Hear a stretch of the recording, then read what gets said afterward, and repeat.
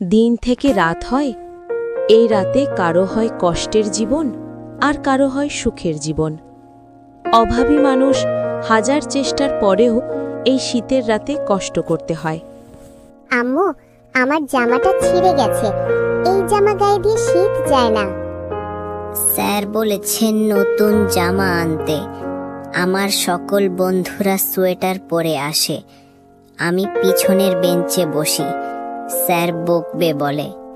বাবা এলে আমি তার সাথে কথা বলবো, তোমরা একটু ধৈর্য ধরো, দেখি সে কোনো ব্যবস্থা করতে পারে কিনা।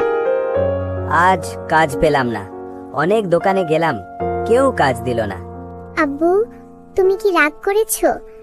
এই শীতে রাত কাটানো খুব কষ্ট হয়, তারপরও আমি সহ্য করে নিব, আমার কিছুই লাগবে না। না, মা বাবা কখনো সন্তানের উপর রাগ করে না।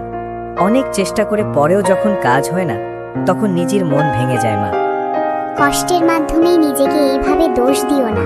রিজিকের মালিক আল্লাহ, সুখে দুঃখে রাখার মালিক। তুমি চেষ্টা করছো, এটাই অনেক।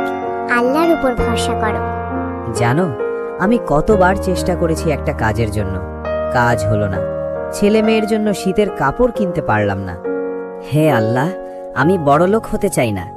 আমার ছেলে যেন শীতে কাঁপতে কাঁপতে স্কুলে না যায়, আমার মেয়ে যেন ছিঁড়া জামা পরে লজ্জা না পায়। আমাকে শক্তি দাও।